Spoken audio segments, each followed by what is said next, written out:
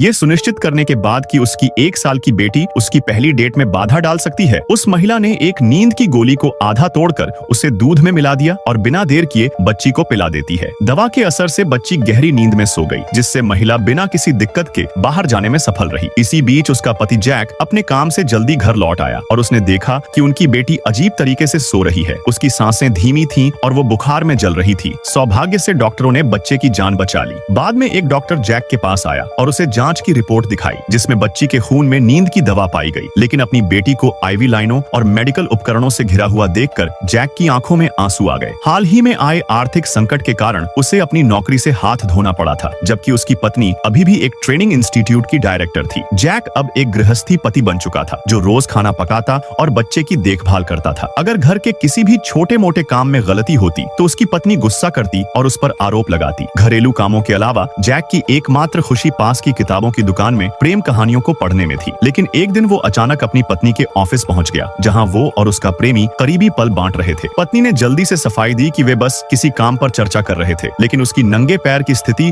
और सहायक की घबराहट ने जैक के मन में संदेह पैदा कर दिया। घर लौटते समय उसकी पत्नी ने अचानक कहा कि उसे एक ग्राहक से मिलने जाना है और जैक को रात का खाना तैयार करने के लिए कहा, लेकिन वास्तव में वह सीधे अपने प्रेमी के घर चली गई। अगले दिन जैक ने अपनी पत्नी की चाबी के गुच्छे में एक अनजान चाबी देखी। जैक को शक हुआ कि जरूर ये उसी आदमी की चाबी है जिसे उसने अपनी पत्नी के साथ देखा था, और जब उसने उस पते पर जाकर चाबी ताले में डाली तो दरवाजा खुल गया। अंदर जाकर उसे बेड साइड टेबल पर अपनी पत्नी और उसके प्रेमी की अतरंगी तस्वीरें मिली। इससे भी ज्यादा परेशान करने वाली बात ये थी कि उसे अपनी बेटी के जन्म के समय की भी कुछ तस्वीरें मिली, जिससे उसे शक होने लगा कि क्या बच्ची वास्तव में उसकी अपनी संतान नहीं है। इस खोज के बाद जैक पूरी तरह बदल गया। उसने रोमांस उपन्यास छोड़कर जासूसी किताबें पढ़नी शुरू कर दी। कुछ दिनों बाद महिला फिर से अपने प्रेमी के घर गई और वहां बच्चों के लिए नए सामान देखकर नाराज हो गई। जब उसने अपने प्रेमी से इसका कारण पूछा तो उसने सुझाव दिया कि वह अपनी बेटी को वहीं ले आए और वे तीनों साथ रहें। यह सुनकर महिला को एहसास हुआ कि यह रिश्ता केवल कुछ ही पल का था और अब इसे समाप्त करने का समय आ गया है। घर लौटने के बाद उसने असामान्य व्यवहार किया, घर के काम किए और जैक के लिए खुद खाना बनाया और अपने इस व्यवहार के लिए माफी मांगी। जैक ने ज्यादा कुछ नहीं कहा, बस यही उम्मीद की